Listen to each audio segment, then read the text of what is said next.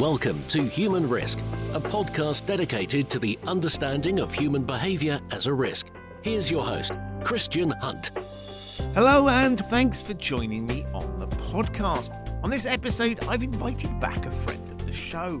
I recently recorded some episodes in the world-famous Abbey Road studios in London, and I really couldn't go there again without inviting Dr. Roger Miles. Not just because Roger was due a return to the show, you'll find links to his previous appearances in the show notes, but also because he's a musician and a big music fan, so it only seemed right. And in this extended discussion, we're returning to Roger's specialist subject of conduct. Now, he's been doing a lot of research into the impact of remote and hybrid working on employee conduct, particularly in financial services. He's been asking questions like, what impact does not being based in an office with the blurring of work life and personal life do to people's propensity to be ethical or compliant? He's also been looking at artificial intelligence. A common human risk dynamic is our inability to correctly assess it. So how might we misjudge the risks posed by AI?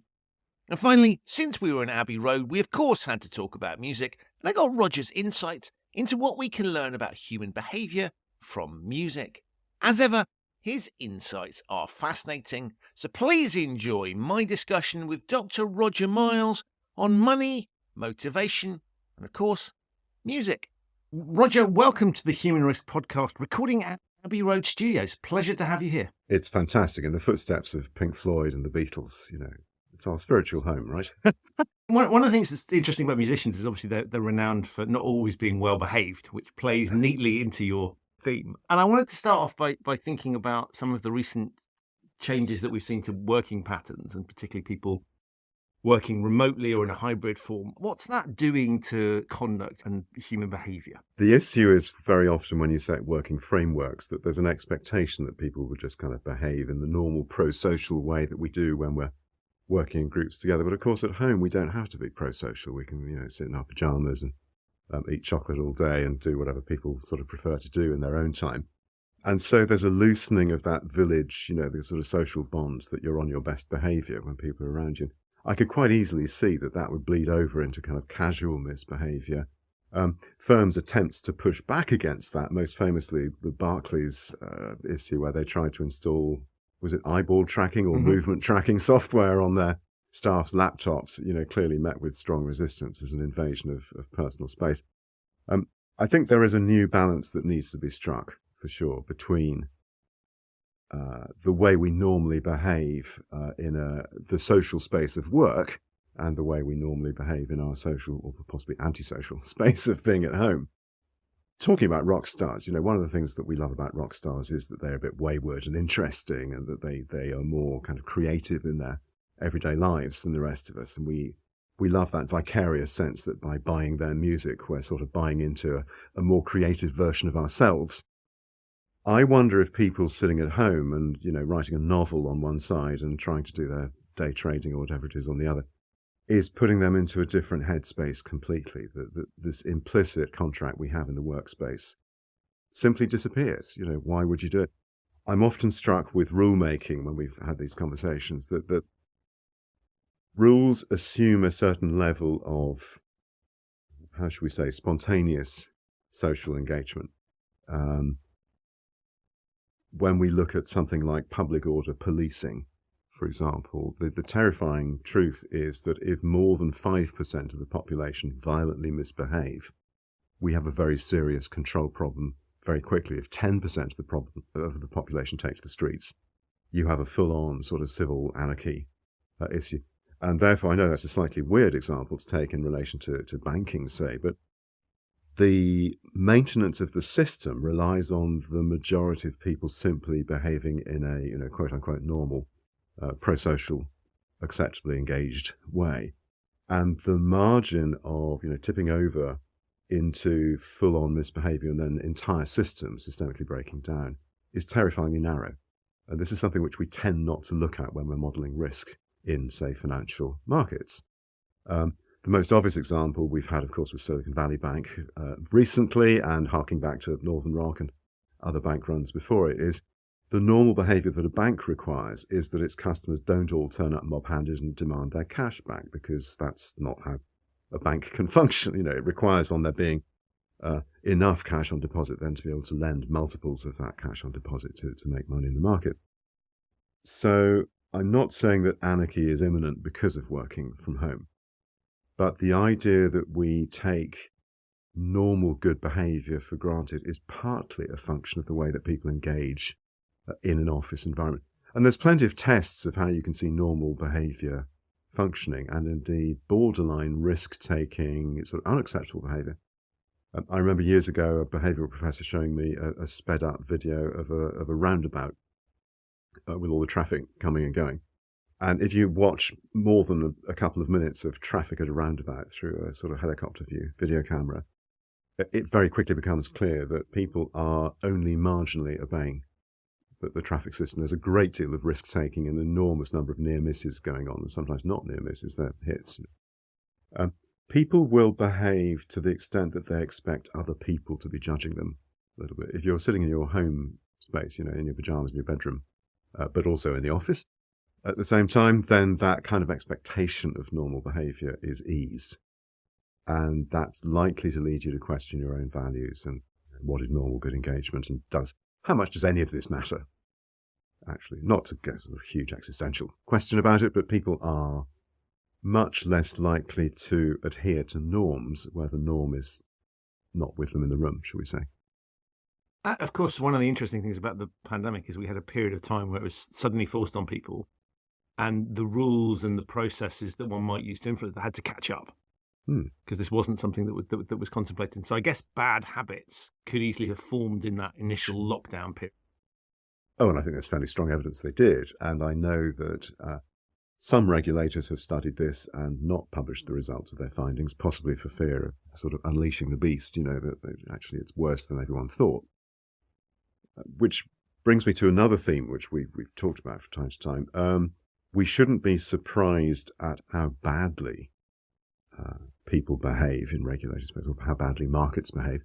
I think we should be surprised at how well they behave, given the disincentives or lack of incentive or lack of control on good behaviour. So to me, actually, the remarkable thing is that we don't get much above that 5% of, let's call it, deviant behaviour, given that it would be so easy to do so. I've been fascinated for years at how, let's call them the rule breakers, seem to have more fun.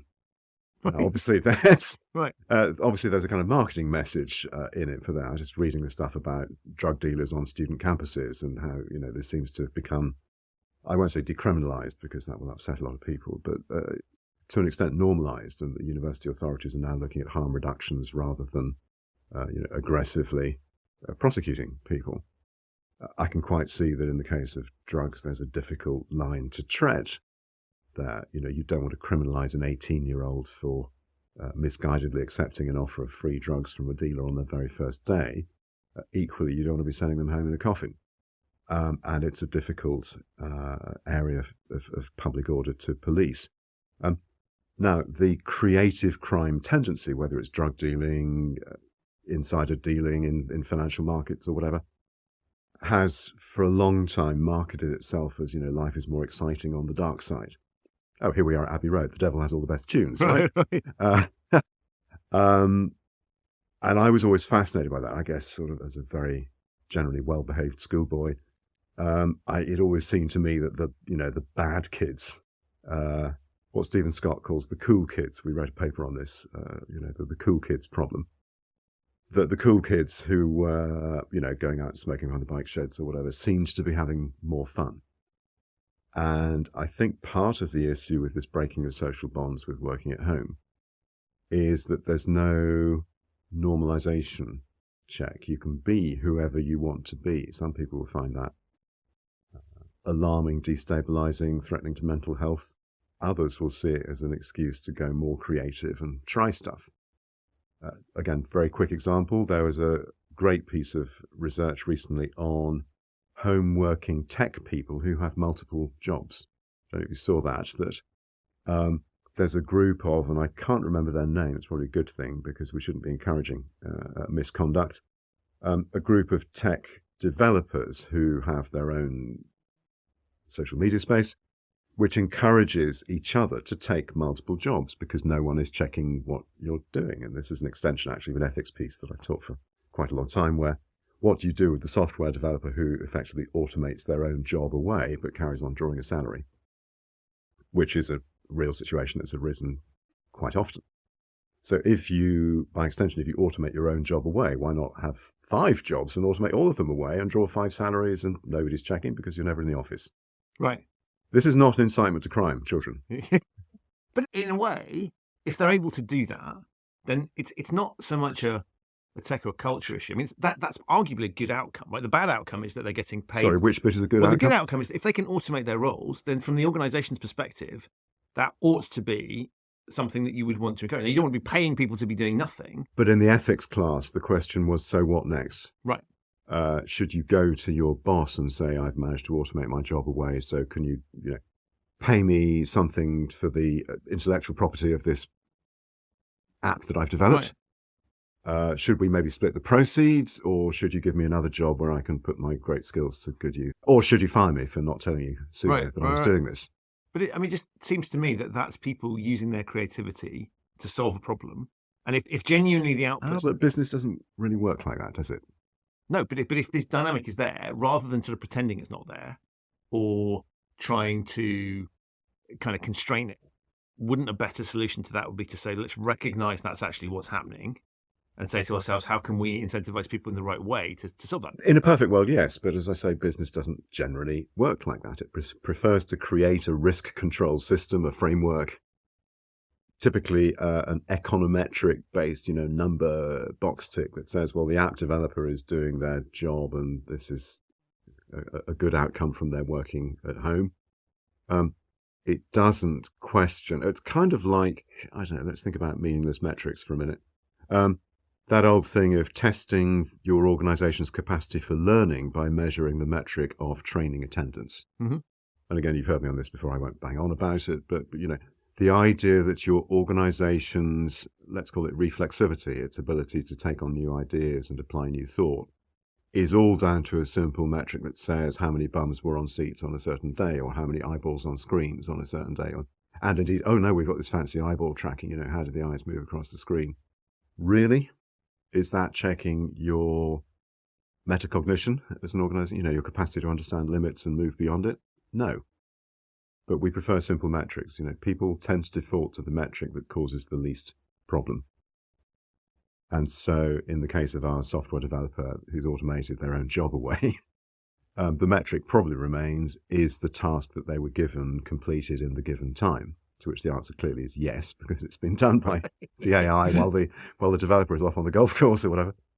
And as so often with risk, we're measuring the wrong thing. And you talked about AI and technology. I mean, that's a fascinating area in terms of what we're looking at. And on the face of it, people often think, well, what does technology have to do with people? I think it's now very clear that there's a blurring of those things, and technology pretending to be people, doing roles that people have traditionally done in the cognitive space, and so much more capable of that. What are your thoughts on what we're seeing there?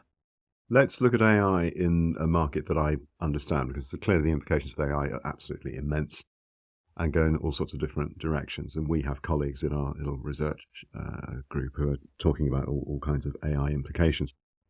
What worries me a little bit, actually quite a lot, in the financial space is that financial markets are based entirely on trust.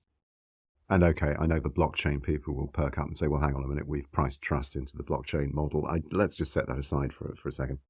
Why would anyone leave money with a financial firm? Because they trust their money or their assets to be kept safe, and they also trust that provider to maybe lend against the assets or put them into markets and make some money in terms of interest. Or they go in because they want to borrow in order to do something, build a business, live their lives, get married, or whatever it is. All of those transactions rely on the simple trust that the organization we're engaging with will uphold its end of the bargain and will give me my money back if I've lent it, or will claim interest at a sufficient rate that I can afford it if I'm borrowing. So very straightforward. What if the organization isn't an organization at all? It's a completely virtual thing. And what if the conversation you thought we're having is actually with somebody else completely, or with an entity that is so virtual that there's no comeback. So all kinds of problems from that. So Hannah Arendt, the social philosopher, used to talk about the greatest form of tyranny is that there's nobody there to engage with. She might almost, writing in the 50s, she might almost have been talking about the bot-based customer service. There is no real human transaction. There's no kind of last resort real person you can talk to. AI not only removes that, it goes to a stage beyond that. You're dealing with a sort of superhuman intelligence, but that has no real interest in you as a living, breathing human being. Now, again, we can take it even further than that. What if the AI develops independent intelligence and decides it's going to do things, quote unquote, better? It's pretty clear, again, talking about financial markets, just because that's my home patch, it's pretty clear that a lot of offerings historically in financial markets have privileged the provider over the consumer. And it's great that we have things like the FCA Consumer Duty tackling that head on now. What if an intelligent computer, intelligent machine, were to look at the provider's history of not servicing customers and conclude from that that was the way to run markets generally? So you could have two quite different trajectories from there. One is that the AI goes sort of full-on selfish and further corrupts pricing mechanisms in order to privilege its own interests. I don't really want to talk about private equity here, but Right. There's a model of, let's say, highly self-serving investment, was it?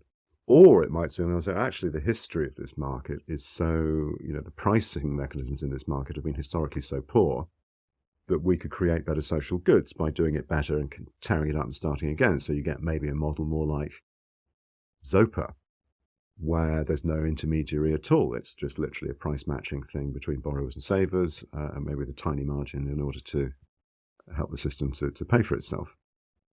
And then there are the much bigger AI questions outside financial markets, where in that thought experiment that's already had a lot of publicity, you say to the AI, right, we're really keen on ESG scorecarding. We want to save the planet. So will you take any steps necessary to save the planet? At which point the AI annihilates the human race, because that's the quickest way to save the planet. No, I'm not saying that's going to happen through the medium of investment banking. But what is fascinating to me at a thought experiment level is there are so many different directions this could go off in. And we haven't even talked about financial crime yet. We might come on to that. Well, let's do that, because I think it's fascinating. As you and I have talked about before, criminals are heavily incentivized to get. Yeah, I think it was like Barry Ryder, the professor of financial crime, which is a great title, isn't it? Barry used to say, financial criminals have an unlimited commitment to self-education, which I think behaviourally, and this was, a lecture I went to 30 years ago, absolutely on the nail.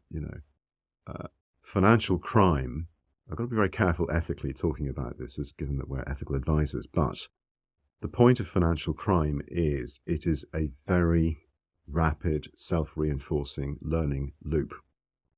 You try 3 different MOs, methods of defrauding someone. One of them works and the other 2 don't, but maybe can teach you something. The feedback is very direct. You will make more money by applying the things you have learned next time around.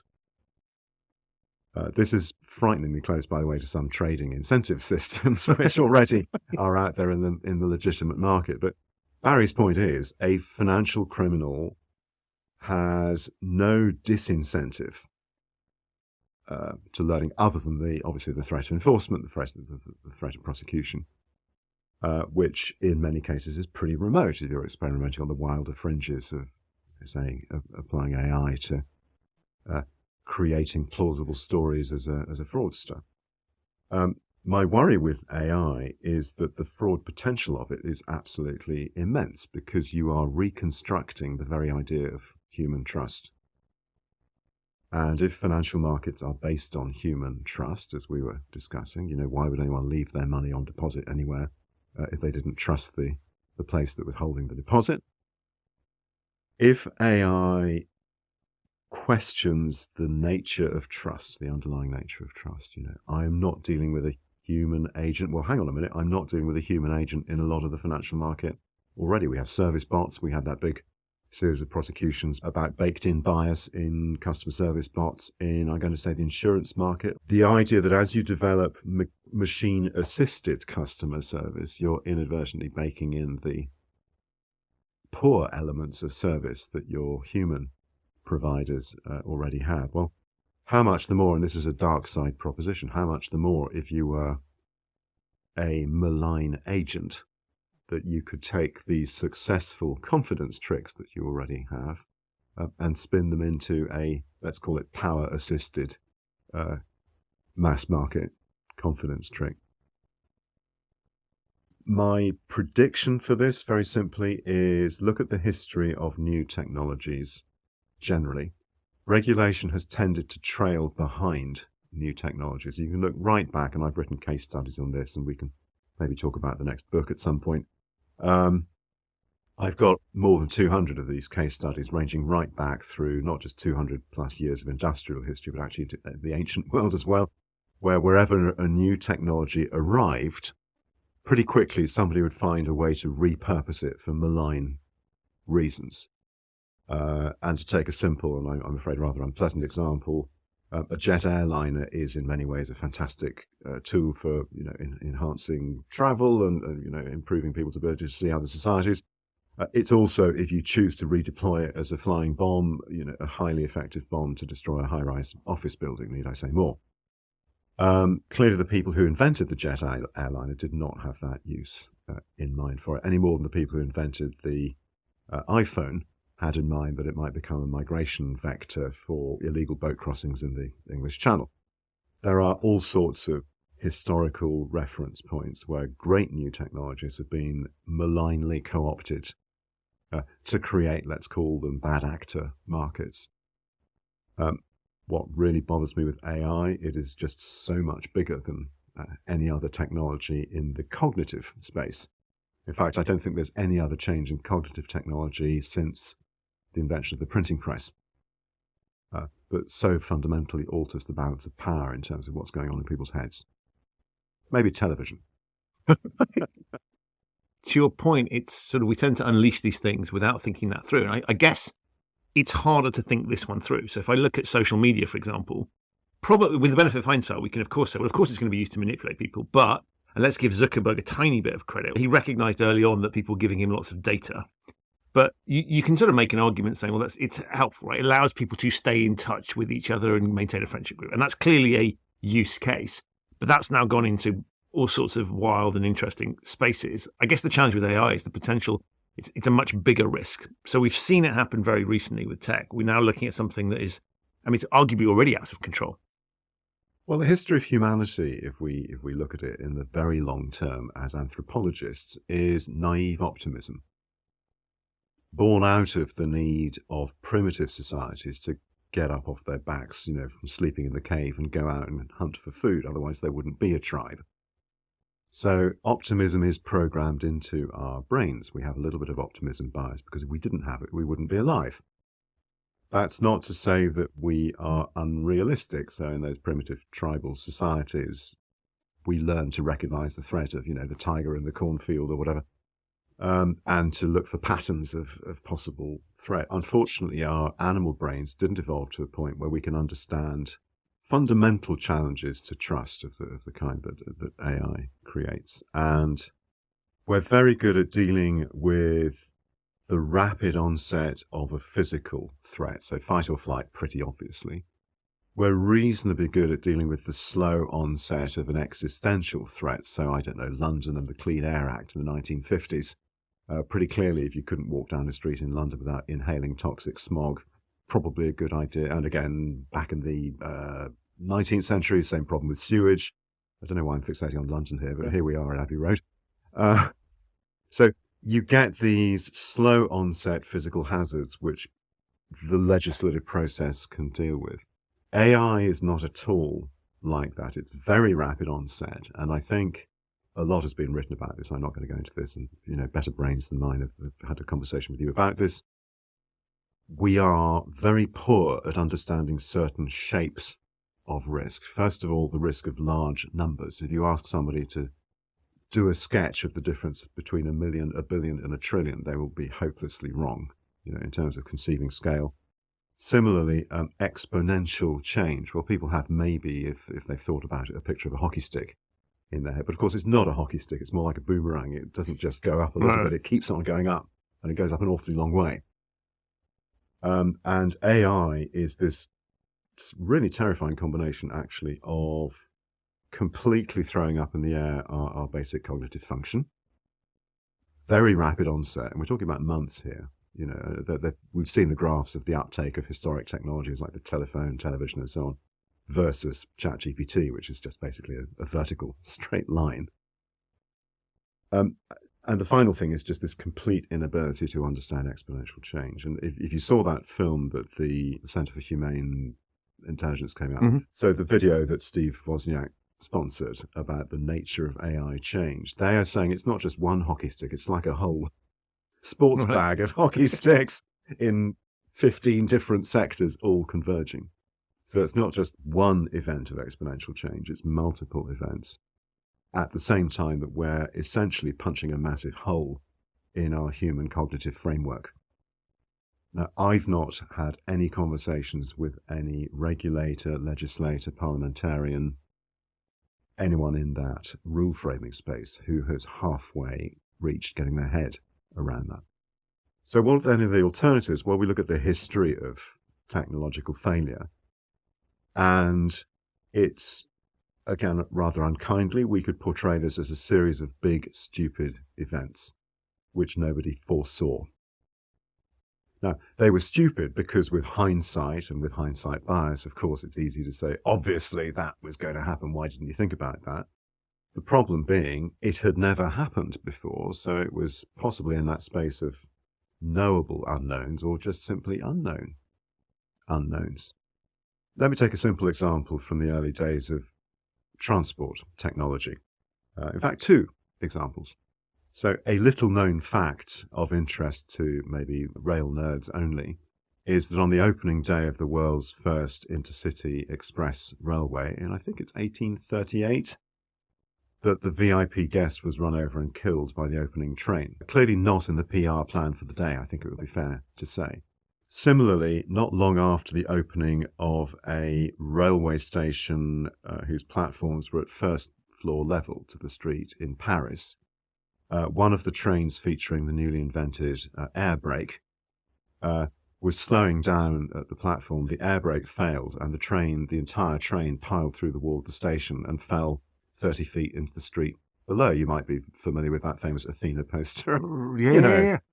People commenting on the fact that a train is parked in the street. Now, both of those events are united by the fact that, of course, it was conceivable that this thing might have happened, and indeed the poor MP who was run over by his own VIP launch train was aware of the risk of this. But the problem was, just to take that example of the Liverpool and Manchester Railway, very few people had seen a train travelling at 20 miles an hour before. The fastest that anyone could travel by express coach on a turnpike would probably have been, I don't know, maybe 15, 18 miles an hour. Even that is going some.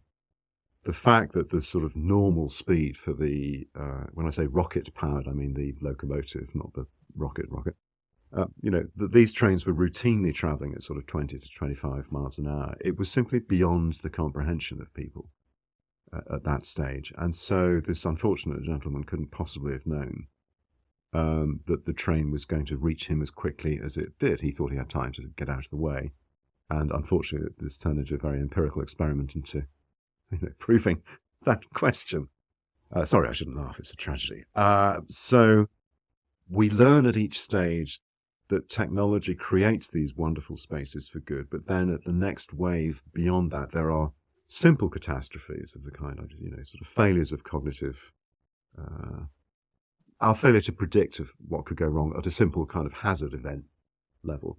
But then there's also this malign, let's call it co-optation, repurposing of technologies, which also follows equally predictably behind. So everything which is invented with naive optimism by science and technology as a force for good, very quickly we look at, again, just to take a fairly random example, the use of fentanyl a prescription medicine now as a major conduit for drugs in North America. And indeed the synthesizing of licensed pharmaceutical drugs in sort of unorthodox forms. No one would argue that the synthesizing of licensed medication is a good thing, right? It helps to prevent harms, it supports public health care, and yet that very same technology is very easily co-opted by somebody with a higher chemistry degree to create a fantastically lucrative market, regardless of externalities and public harms. So my question is always, can we stop being morally excited about the extent of harms and actually think a little bit more widely around what is remarkable is how well the majority of people behave, given the opportunities to do otherwise. And I guess the big existential question with Chat GPT and other AIs is it vastly enlarges the playing field for bad actors. And therefore, rather like my analogy of cars going round a roundabout, we're going to see an awful lot more kind of near misses and high-speed risk-taking. And frankly, people trying it on, somewhere on those roundabout videos, there's always somebody who thinks the best way across a roundabout is straight across the middle. Because why wouldn't you? If you didn't have the benefit of having read the highway code or bothering to apply for a driving license, and you want to pursue the road ahead, the quickest way across the roundabout is across the middle, assuming there's not a tree planted there. So it's rather like desire lines in public parks. I happened to live for a while in Highbury Fields, very pretty, Regency era public park. Our friends at Arsenal Football Stadium built a new stadium sort of on the corner of Highbury Fields, whereupon every single weekend, 70,000 fans took a desire line straight across the middle of the field, with the result that the beautiful Regency Park that was Highbury Fields now has an 8-foot furrow ploughed across the middle of it. Which is not going to be restored. That's just how desire lines work. Now, if desire lines also include creative criminal behaviour, I'm sorry, I'm not accusing Arsenal supporters of being creative criminals, just to be clear. If you've got a machine that says you can relieve people of money without you personally having to have a direct conversation with them. Oh, by the way, you can do it at scale because the whole thing's automated. Yeah. Create an email campaign that will relieve naive savers of their money with very little effort. What is restraining you from doing that? Your natural sense of social goods and ethics. But also there will be people who, either because they've grown up in surrounded by creative criminality, or because they're suffering hardship and looking for alternative ways to get cash into their own lives, into their own accounts, are going to become interested in doing that stuff because it's now a possibility, which is a pretty pessimistic outlook. I appreciate. But looking back at the history of technology delivering in the first cycle benefits, in the second cycle, let's call them kind of stupid errors or, human naivety errors. And then in the next cycle beyond that, these, again, let's use the academic language a little bit, repurposing errors. So people co-opting technology for malign purposes for which it wasn't intended. You see that pattern repeating itself again and again and again. And my friend Ted McDonald at the Financial Markets Standards Board and I collaborated last year on a thing called the behavioural cluster analysis, which was a 230-year review of bad behaviour in financial markets, and showed that we started with 7, we're now down to 6, but there are a subset of about 27 entirely predictable patterns of financial misconduct or creative market making, should we say. And that what's fascinating is that, or at least to me, is that those patterns repeat over more than 2 centuries. The only thing that changes is the delivery technologies. As technology improves the pace and scale of delivery, so bad actors will co-opt it in order to do their bad stuff faster and more effectively. The mechanism of bending people's trust out of shape, confidence tricks, remains pretty much a constant. Therefore, we need to look at how we teach people to engage with AI, rather as we've just begun to teach people how to engage with social media in a more critical way. We have this, one of my defense analyst colleagues has this lovely phrase, we need to learn to forage for the truth. Not just accept that what's in front of us is a reasonably reliable account of events, but actually question everything. What's the source? How reliable? Where did they get their information from? And so on. There are fact-checking organisations, notably our lovely BBC here, who do this properly. the great majority of people who now consume, particularly under the age of 30, who now consume their news unfiltered through social media, through Facebook and so on, have not acquired that habit of foraging for the truth. And we really need to change that. Not just in news, but also in transactions, financial markets, social interactions, everything. Because AI doesn't care at all about that.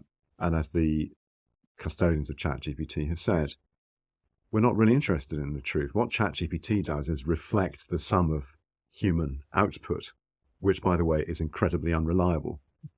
In literature, we talk about unreliable narrators. Somewhere between 80 and 90% of written stuff that is out there is unreliable in the sense that it's not sort of fact-checked. And therefore, 90% of what an AI tells you is true is also unreliable. The only way of checking on that is to acquire your own truth-checking and overlay it. I asked ChatGPT what my university training was, and it told me I'd been to Harvard, which is lovely, but I haven't. It's that simple. You can teach a bot that 2 + 2 = 5. There's plenty of online examples of that, So we need to think of it not as an extension of Google or Wikipedia. Okay, actually, Wikipedia is a great example. Plenty of fact-check issues with that, but at least there was a social enterprise behind it, which had a drive to the truth. ChatGPT, I'm sure, will, come back at me on this, but its drive for the truth is seriously compromised by the fact that it's just harvesting everything more or less uncritically. And as you're talking about all of these challenges, I mean, one of the things that the financial services has tried to do is to sort of say, okay, all these bad things happen in these factories.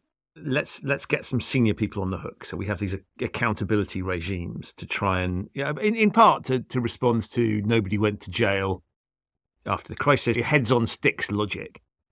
And so I'm struck that has a logic to it, which is to say that if we make you responsible, you will focus on it.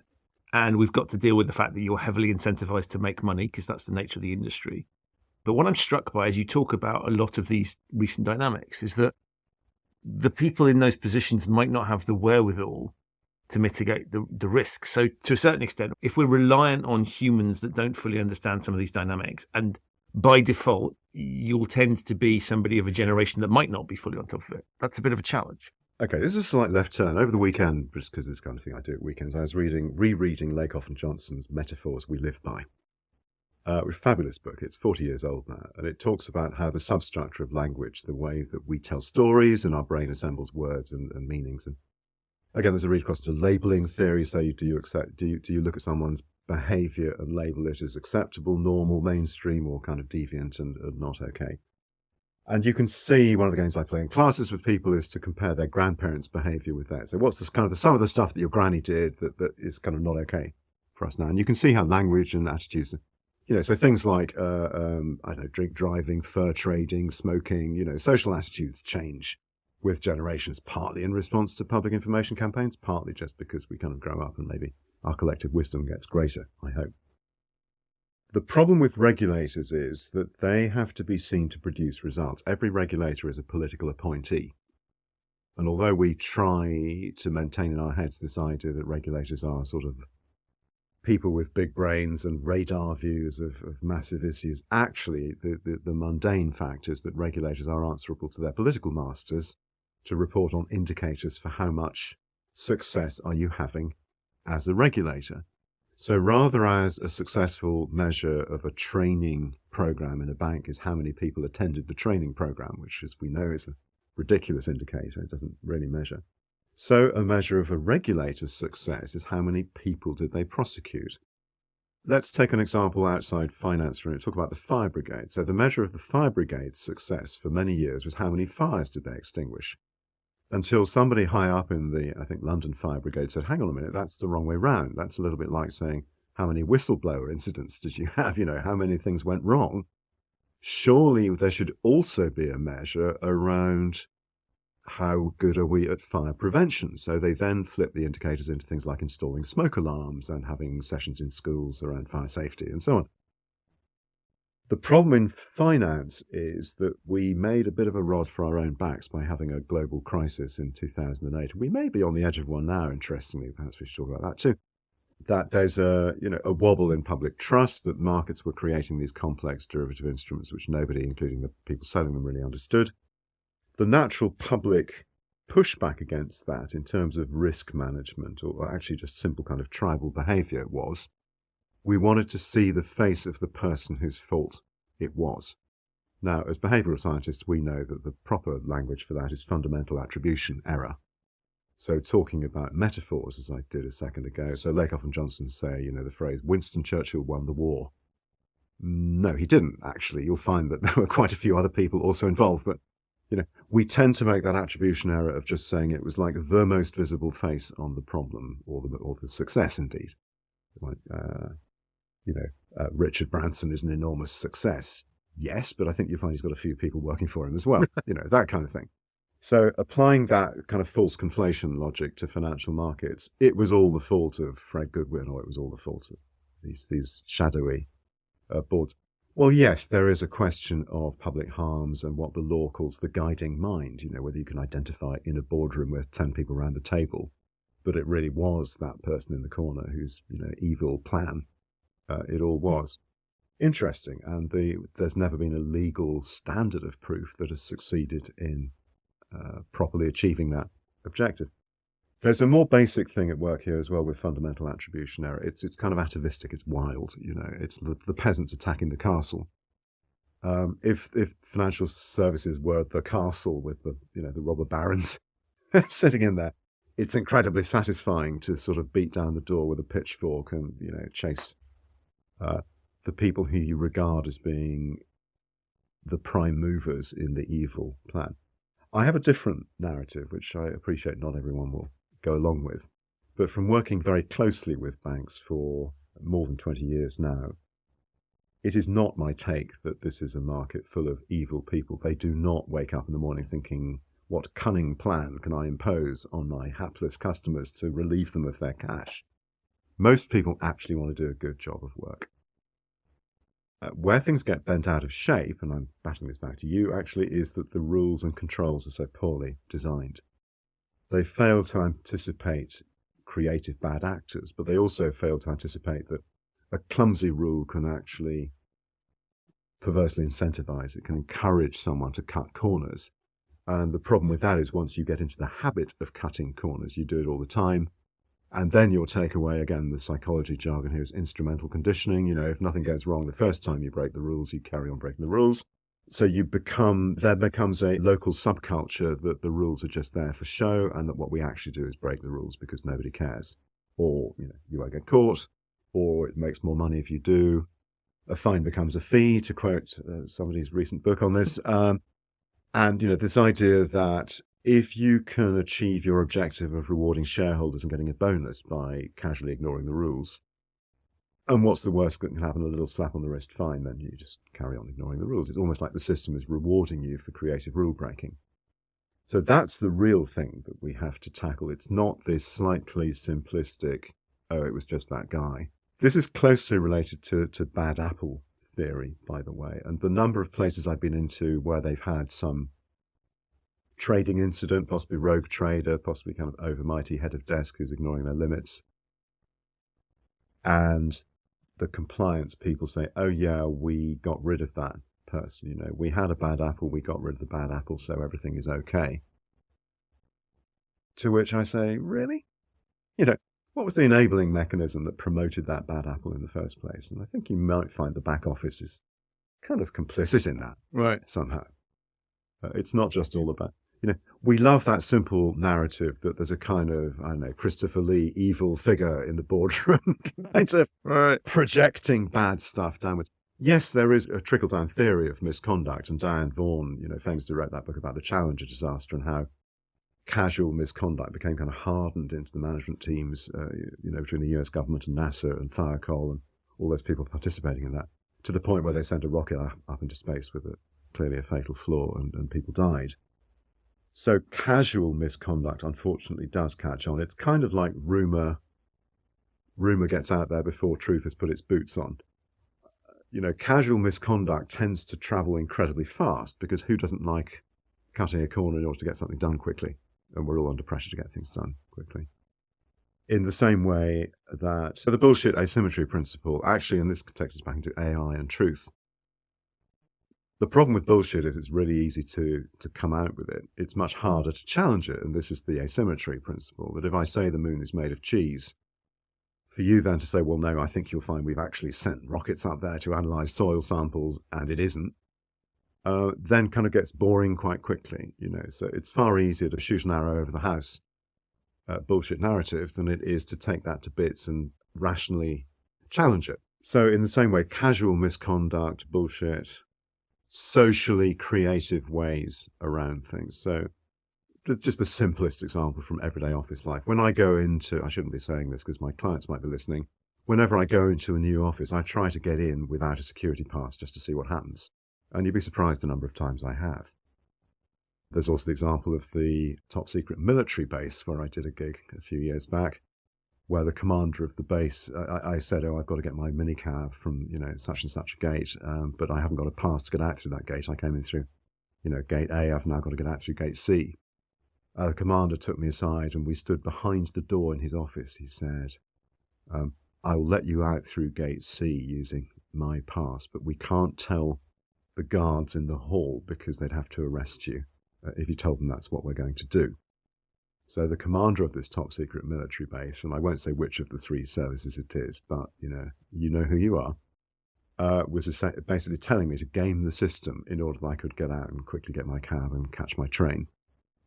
Because if I'd stuck to the rules, I would have had to walk the long way round, and that would have wasted some of his time. And let's just cut the corner because that's how we roll around here. And there are these examples in life of, the rules are set up, but if the most senior person basically tells you to break the rules, then of course you're going to do that. Right. On a very trivial basis, I had a cab waiting. I didn't want it to be clocking up, fares for waiting. The commander had stuff to get on with. And so he basically told me point blank to deceive the military police on the gate. So we did. You mentioned you've got a new book. Tell us about that. I've got two. Okay. Books. One of the new books is actually an old book, which is with some colleagues in America for development and hopeful publication later. This is a piece that I wrote originally 15 years ago, so the timeline is kind of interesting. It's before the financial crisis. It's before I qualified with my behavioural science. Before you were at Harvard? Or wherever I went. Sorry, King's College London, for the record. And I put together, this is actually off the back of work I've been doing with professional associations in finance and with the government. So as a head of risk communications in Her Majesty's government in the noughties, looking at reforming civil contingencies arrangements, funny enough. So this thing about public order policing and how to keep farmers happy when we've just torched the entire beef herd and a few other kind of related things like that. There was a real worry in government at that time, easy to forget, that I think every government, if it's unlucky, has this problem from time to time, that there was a genuine anxiety that people were going to kind of turn out onto the streets and we were going to get not just mass protests, but actually mass civil disorder. And so we were looking at ways to anticipate that and manage it. And I became interested in what's the smallest number of factors that explain why people are pissed off with a system of governance, whether it's government, corporate governance, product control, risk management, whatever you want to call it. And after a lot of research and talking to academics and people in government and, uniformed first responders to civil contingencies and so on, really interesting time to be working in that field, I came to the conclusion that there are 5 factors that very largely explain. Okay, this is a Pareto analysis, so maybe 80 to 90% of public anxiety not just can be explained, but can be predicted with reference to 5 factors. So I started writing case studies, and at that time, as I was prepping to do my PhD work, which then took me to where I am now, I had a couple of teaching gigs, one of which was at the Defence Academy at Cranfield down in just outside Swindon. And so I had some lovely live classes to play with, sort of senior uniformed services people, senior civil service people, a few civilian, senior industry people to play with, and I was able to tap into their deep knowledge. These were typically people with sort of 20 or 30-year careers under their belts already, so not just kind of undergraduate, younger students. And we developed through that course a series of case studies which looked at major events of collapse of trust in brands, civil emergencies, failures of government, and so on. And we started to hang this behavioural lens around that as a filter for looking at, okay, which factors were predictable? Where could we have looked for early warning signals of customer unrest? And actually, rather like our mutual friend Michael Bartlett, who's been on your podcast to talk about user experiences, there are, I think Michael reduced it to 20 predictable patterns of kind of user experience failure. I referred to more of the pure science. Mike, I know, tends to look at the sort of product design side, which is very useful. As I say, so you can take these 5 factors, each of which sits on top of a great big stack of behavioural science. So let me see if I can rattle them off from memory, given that the book is it's been out there, or at least in draft form, for over a decade. So scaling, rapid increase in the scale of the quantity of the thing you're doing. So actually, let's talk about ChatGPT on this. We've moved from reasonably intelligent language generative models to super intelligent language generative models, by a factor of thousands, seemingly almost overnight. And the take-up of those, again, is scaled by a huge factor. Something new. So forcing people to change their behavior into a new pattern, or to acquire some new insight in order to carry on doing what they're doing. So again, AI requires us to change our pattern of understanding or consuming the truth. If the person who we're conversing with is actually a deep fake, is not the person at all that we thought we were, that's a fundamental challenge. Also under the new factor is this idea of new intelligence coming in. So a new way of understanding an underlying problem, which we didn't have before. So a classic sort of public sector issue would be, we've just now had the report on the conduct of the Metropolitan Police. Okay, there have been a few critical reports on them before, but there's been a very fundamental questioning now of, here's an agency which we thought was representing the public good. Turns out they seem to be a bit more self-serving and devious than we thought they were. The exposition of that new truth into this space has changed our relationship with. So we kind of want to trust the police, but now we're not sure if we can, because this report says that we shouldn't. Particularly if you're young and female and living in London, and that's a very serious constituency of people who we want to trust that. So that's the new factor. Relating to that, and actually talking about women's safety on the streets, the third factor is dread. And this goes into, again, we want to talk about the science, Paul Slovik's work on risk as feelings rather than risk as analysed event risk.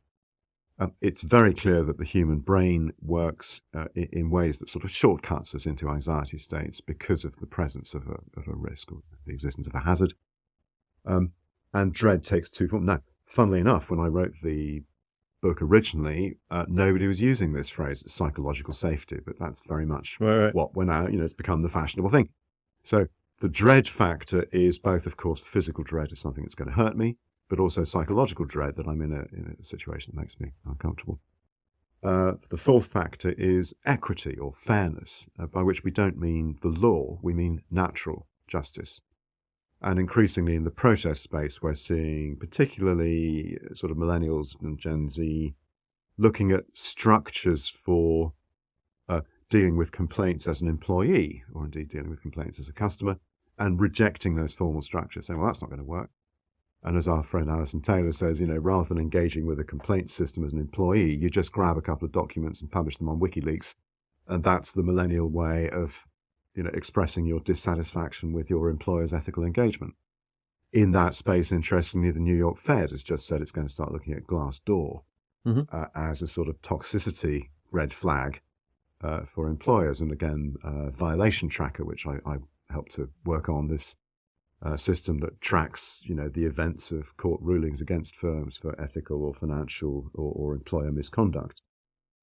So the fifth factor in this risk tool is simply, are we okay with that? And again, let's do it in the simple language. First of all, the are we okay thing is, are we okay with what's actually happening, not what the rules say should be happening. So to take, again, a little unkindly to take the police, but, we kind of would like to think that the police are there for the public good and we respect them and that they're the agents of public order. But actually what we're not okay with is reading that there is a sort of criminal subculture within the police, which is very much not what we want, So Are we okay with that? The answer to that right now is no.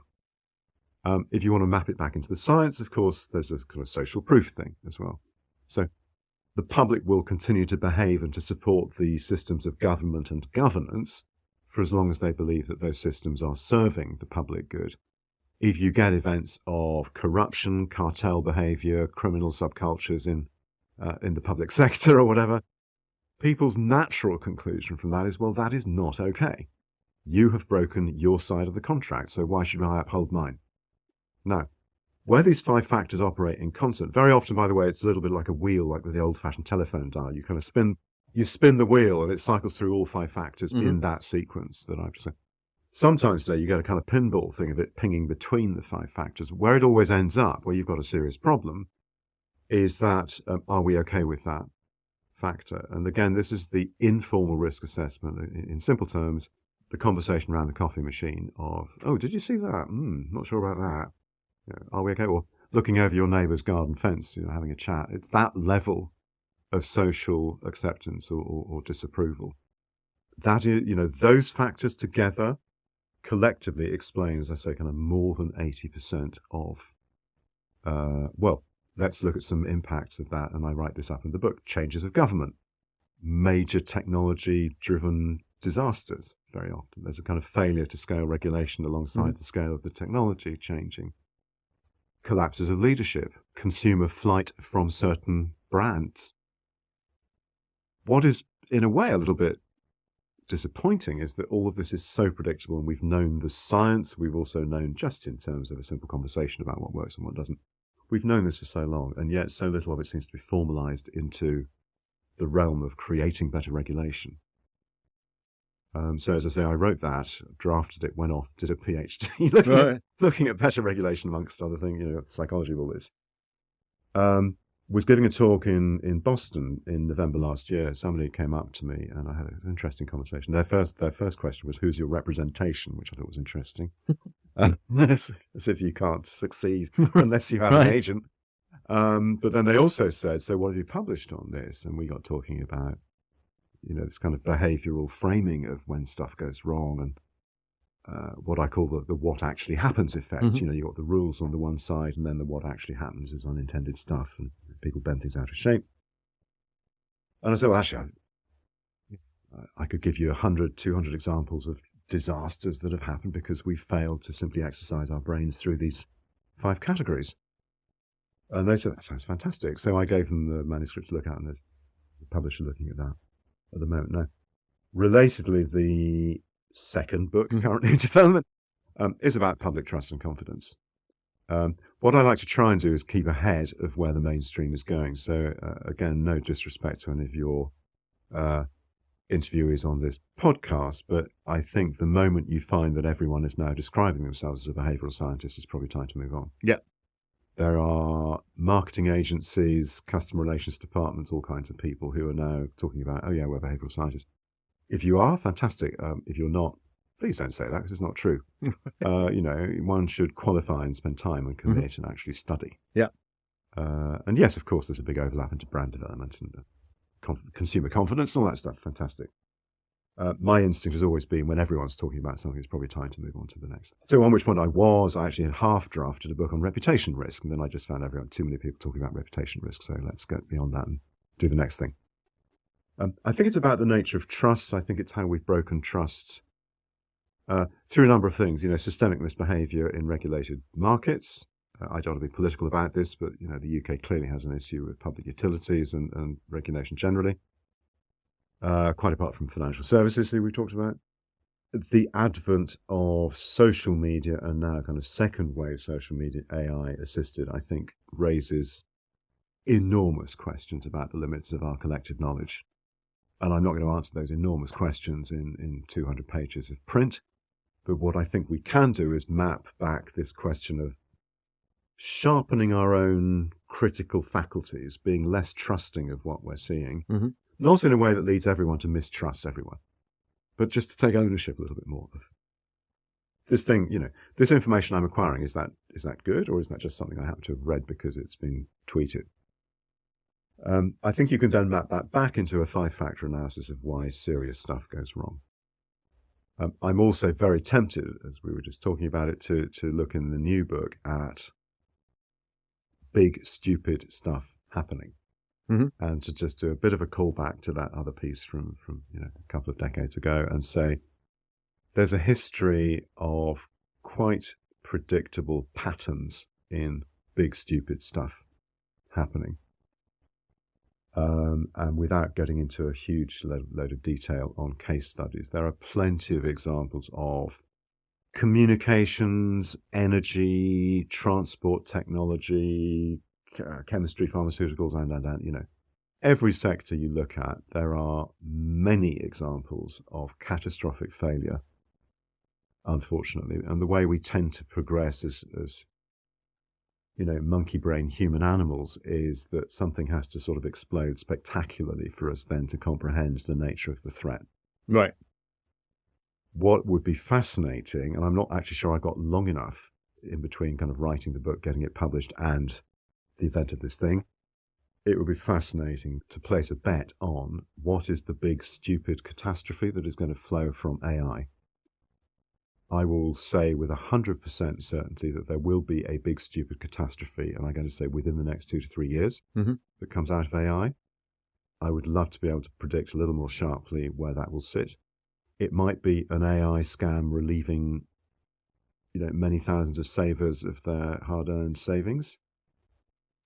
It might be, I don't know, a misreading of a medical care system. It might be a misapplication by central government of, let's say, facial recognition, just to take a simple example. Arresting lots of innocent people, false positives. I don't know. All we can say, just with some certainty, because the pattern is repeated throughout history, is that the human inability to conceive of the next catastrophe means that catastrophe is going to happen. I appreciate that's a bit of a paradox. Right. But I mean, it's interesting when you look at, say, the post office scandal. Yeah, great example. I mean, terrible. And I'm sorry, we shouldn't smile in recognition of these things. The terrible thing is, I suppose, is behavioral science. So listeners, behavioral scientists describe people who are not behavioral scientists as normal people. Right. Which I think is a lovely and terribly patronizing phrase, which I think reveals more about behavioral scientists possibly than about the rest of the population. But so the normal people are the people who haven't committed time to research in this field. So yes, we can sort of smile in recognition of a terrible catastrophe because it bears out our understanding of the patterns at work. And actually, I have difficulty with the post office scandal because I find it very difficult to maintain sort of scientific composure in the face of it. It makes me extremely angry, actually, to see how this has happened. And there are so many predictable, ethically careless, frankly malign vested interests at work here. And I've talked quite a bit to people who've researched, published articles and books and so on about it. I've not had any direct experience of it, so just to qualify that. I've not done research, amongst the families affected or anything like that. So whereas I do that sort of research in financial circles, I've not done it with the post office situation. But I have had good conversations with the people who've compiled the published research on it. And several things are striking. Naive optimism, belief in technology, the lack of power of government negotiators over the people that they contract with. It's very clear, and again, actually this is in my early book that's now coming forward, there's a long and terrible history of large engineering businesses, civil engineering, technology, and so on, and their advisors, exploiting the weakness of public procurement. Defense technology would be another great case in point. The history of public procurement is absolutely appalling. And by the way, that goes for parties of all colours. There was a fantastic and, again, rather alarming book written by, was it King and Crew, called The Blunders of Our Governments, off the back of the Blair administration, actually. So that's back in the noughties. But just detailing some of the amounts of public money that had been completely wasted on often technology or sort of management science type initiatives, which had completely failed to land. typically because of lack of understanding or research into public behaviour. So the post office scandal you could see as just the natural progression in a line of catastrophic public procurement errors. Where it was compounded in this case is the social structure of, and again in some of the published work, I think The Guardian particularly has been very good on this, there's a class system within the post office that senior management are kind of officer class and sub-postmasters are very much kind of NCO or general public class, and therefore are not to be trusted because they're just junior ranks. And I think this is compounded by the need of the civil service and indeed the government sponsoring the post office to have a sort of no mistakes situation. This had to be something that was driven through against all the evidence. It had to be a win for government, an ideological win for government. So the fact that the system didn't work was not an acceptable outcome. And what happened was this deflection into, classic blame shifting into, where can we park the blame in a way that it'll be sort of least, frankly, the calculation was, we get the least pushback. Right. The easiest thing is to criminalise these, junior ranks who we don't care that much about anyway. And surely they'll just shut up and take it because that's what they're supposed to do. So I think the post office horizon catastrophe, let's call it that, is the latest and worst example of blind faith in new technology. What worries me more, I don't want to give the impression I worry about everything, but my intuition takes me to these places. What worries me more is that the tech sector has generally got away with this pitch, and we are still I talked about tribes and naive optimism a while back. We tend to use our naive optimism to kind of get us on with life and to take risks and to set up businesses and all that great stuff. Unfortunately, that same naive optimism is well understood by technologists because they can show us a shiny thing that does a job that nobody's done before or does a job better. Very easy when presented with this shiny thing to say, oh, wonderful, let's do that. And then, as you say, just because we can doesn't mean we should. There's some lovely stuff from the early days of technology where people invented really useful stuff and didn't quite know what to do with it. I think we talked before about electric motors. When the electric motor was first invented, everyone thought, oh, fantastic. You can get power, you can get motive power from electricity. And again, nobody quite knew what to do with that. And you could buy gadgets that sort of plugged into your electric motor, so like what we now call a Hoover or a fridge or a brush or something. And it took a while for the technologists to work out that actually what we needed was one box with the motor in it, which did the thing, rather than a sort of assembly of belts and pulleys to get the job done. Our first impression of a technology is often sort of slightly awestruck. Oh, fantastic! Now we can do that, so let's do it.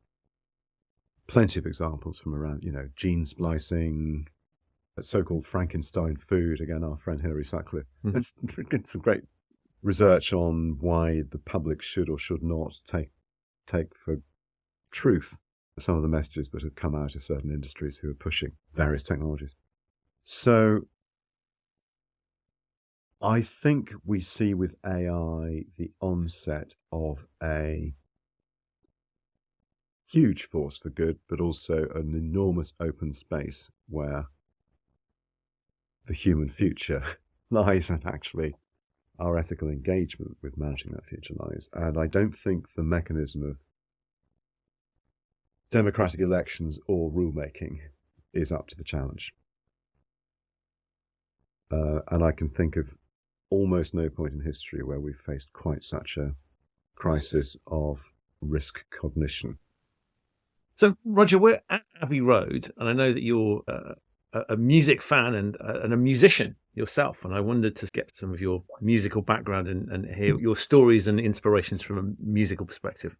Well, here's the thing. Talking about diverse lived experiences, obviously there's a whole kind of diversity industry, and I don't want to tread on their toes, but I've become recently very interested in this idea of metacognitive skill, which again is the science word for how good are we at understanding the limits of our own knowledge and questioning those limits. And you see the problem in I don't know, academic expert witnesses who sort of overclaim their own expertise on the witness stand, and some poor person goes to jail because the academic was sort of grandstanding in the witness box.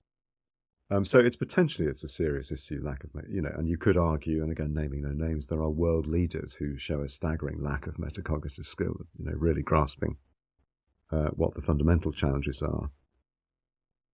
One way of thinking about diverse thinking or lived experience is to look at what a friend of mine calls the hinterland. What else have you done with your life that is not explained by the published biography, by your CD? So in my case, I had a few formative experiences. And in terms of where we are at Abbey Road today, so age 16, I was taking my grade 7 piano exam.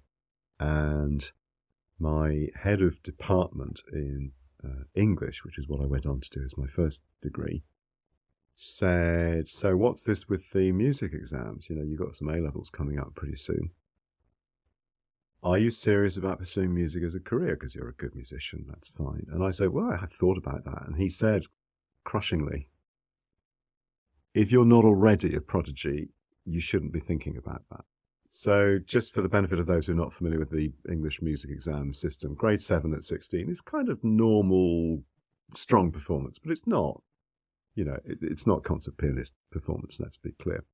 So my head of department said, look, I think you should put the music on hold for a bit, concentrate on your academic exams, get a place at university, and which I did, and that all went very well. And I then didn't come back to complete my music exams until, many years later, as it happens. But many of us nurse the idea of a creative career. But if you want to have a properly creative career, you've got to have something really exceptional. And I think what I learned as a 16-year-old, which at the time was a little bit kind of crushing, but I got over it that quickly, is understanding, as my head of department pointed out, that if you're going to be truly exceptional, you've got to understand what exceptional means. Mm-hmm. And this actually brings us back to our friends Dunning and Kruger and the talent shows. One of the things about TV talent shows is it's a play on the idea that the people who can't sing think that they can sing. And the joke is, we all know that they can't sing. The judges know they can't sing. The audience knows they can't sing. The only person that doesn't know that is the singer, or would-be singer themselves. So I guess I had an early lesson in. Now, fast forward a few years. Yes, I was in various bands at university. I won't name them. I actually auditioned for a proper band that had a hit, but luckily I failed the audition. So it would have involved extensive changes to my hairstyle, let's just say, which some of my university friends still tease me about. So yeah, there was a slight temptation to deviate into a music career, but I never did that. I mean, the nearest I got to a music career was kind of running discos for friends and stuff like that, which makes me sound terribly old. However, I've kept up an interest in music. I'm actually on the committee of my local choral society, which is a sort of proper performing semi-professional choir. I love to play. I love to be in little groups. I've done, kind of charity bands. There's, for anyone who's ever seen the Highbury Soul Band, yeah, that was a bunch of people who did some charity gigs, myself included, a few years back. Love music. Music is so important to teach us about our emotions and our lives. And I feel sorry for people who have no intuitive response to music. And I know that's sort of a clinical condition almost, that some people are just sort of, it doesn't do anything for them. I think the wonderful thing is, for the great majority of the population, even if you have no musical education at all, it doesn't matter. I like about music that if you have a bit of a musical education, as I've been lucky to have, you can learn a little bit more about it. You can engage with it on a different level. But I'd analogize that slightly. It's a bit like going to the theatre. So for a while as a student, I worked in theatre, kind of doing technology stuff and theatre design, which was fascinating. But for a few years after that, whenever I went to the theatre, I used to kind of look up at the lighting grid and the scenery. And, that slightly kind of compromised my enjoyment of the play. I think music can be the same. And I'd only say that people who are professional musicians, particularly in the classical field, many of them have a tendency to take that very, very seriously and use it as a slight kind of distancing device. Whereas I think, surely the best thing about music is that it appeals universally.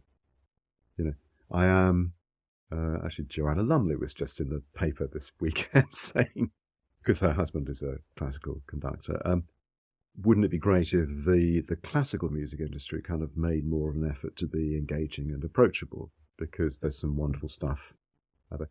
yes, classical music can be very cerebral, but it can also be just a simple kind of gut punch in exactly the same way that, non-classical music is. I'm not categorized.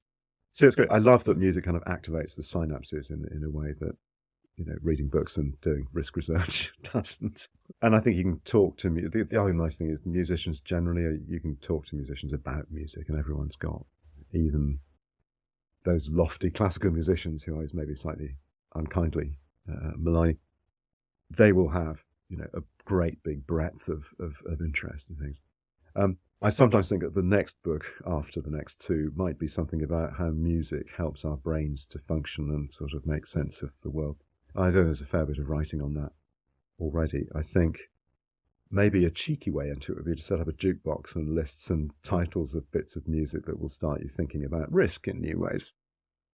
And we had a conversation a little while back about what would your top 10 risk tunes on the jukebox be to kind of get people thinking about bias effects and consequences and stuff like that. I used to have a jukebox at home. I was one of those sad people with a vinyl collection and a jukebox. And over the years, it sort of occurred to me, there's a lot of stuff that's in this space around what you and I might call bias and risk cognition. And I guess my top 10 in the jukebox would have to include things like Go West, We Close Our Eyes, Spandau Ballet's I Don't Need This Pressure On, Dusty Springfield's Nothing Has Been Proved. What is great about popular music, actually popular culture, movies as well, we've talked about, that you get these simple summaries of ideas, which you can explore much more in the research space. You can look at the kind of deep causes and consequences and brain structure and all that stuff. But the best popular culture very often reaches out and touches on a deep general truth, the way life is, or in my language, what actually happens. And I love that popular music has this fantastic capacity for just summing up in one really good verse or chorus what actually happens. And hey, it gives you a little neural hook in the form of a tune, an earworm that you can't get rid of as well. So over the years, I found myself listening to, Shania Twain's That Don't Impress Me Much, or Sparks' This Town Ain't Big Enough for the Both of Us, or Rolling Stones' Under Cover of the Night, and thinking that really explains, a bunch of bias effects. And we should really just put that on the jukebox as we start our workshops to get people thinking about stuff.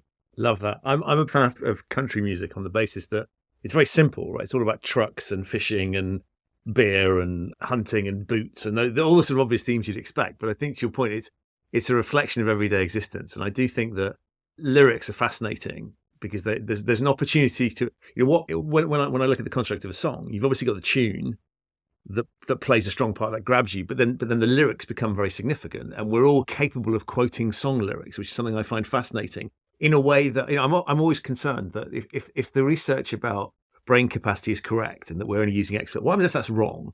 What happens if actually a song lyric dislodges something useful? So one day I've got one song too many and I forget my name or something like that, because it does sit and implant in your brain. I think it's fascinating that we know that from advertising. We know that they use jingles very effectively. Yes, if you can't say it, sing it. I think somebody, one of the original Mad Men said, might even have been David Ogilvy. The idea that you capture a story in a song, actually, we're very much I'm not a huge fan of country music, although at its best it tells fabulous stories. Think of something like Bobby Gentry's ballad to, the Ode to Billy Joe, the Ballad of Billy Joe, which is this brilliant piece of, like all good stories. It doesn't reveal itself too much. It tells you just enough to keep you hooked. It doesn't actually tell you exactly what's happening until the very, and, fabulously that song, the payoff is in the very last line, but, did she kill him? Actually, right. We just didn't know, So a good story in song form, what's not to like? And the best songs kind of layer up over 3 or 4 verses, your sort of insight and understanding. So I'm totally up for that as a narrative analyst. A lot of my research work is getting people to tell stories that explain what just happened. So I challenge this concept that I'm actually quite down on sentiment surveys as a tool. And forgive me, again, I know a bunch of our listeners, particularly kind of HR tendency, will be very into sentiment surveys, and they do perform a valuable function, but they don't quite do what we think they do. They don't really get under the skin of the culture of an organization for a bunch of reasons we can talk about another time. What I tend to do is sort of go straight through the cortex into the animal brain and say, tell me about when you had to make sense of a fast-changing situation. The day something went wrong, the day that you were publicly embarrassed, or the day that we were going to do some spectacular thing and then it didn't happen. So I look for those situations where people were wrong-footed and their control systems failed them. In a related thing, control systems are generally designed to work optimally when everything is already working well. And controls tend to fail when things are not working, which is, again, something for another day.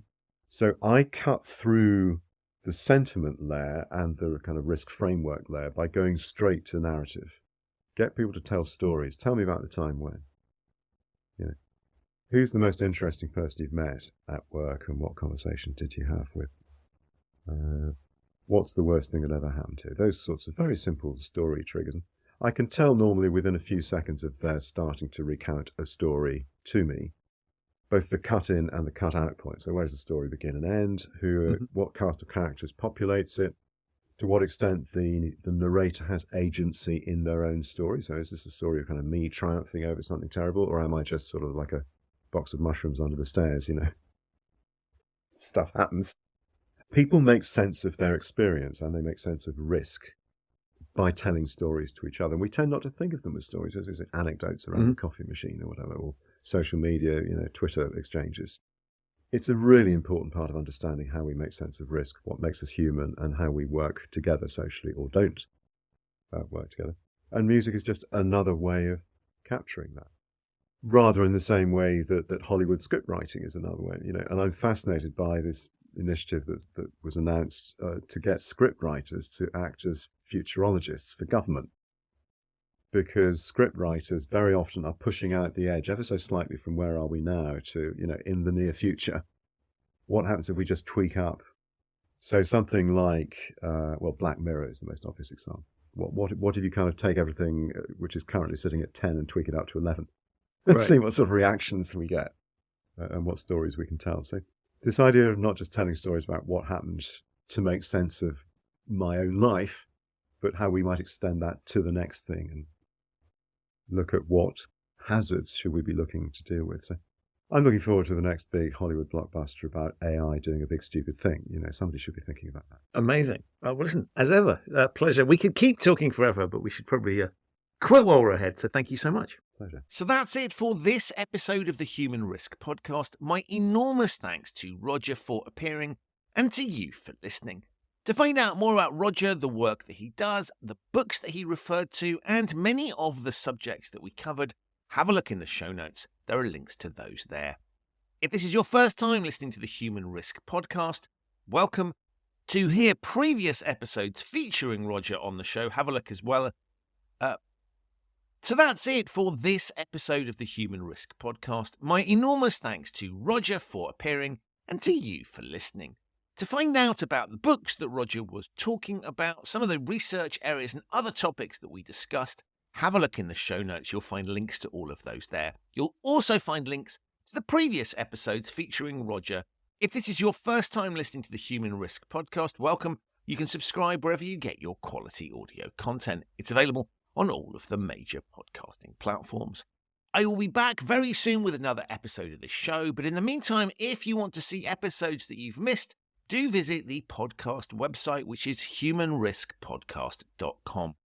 Thank you so much for listening. Stay safe, and I'll see you very soon for another episode of the Human Risk Podcast.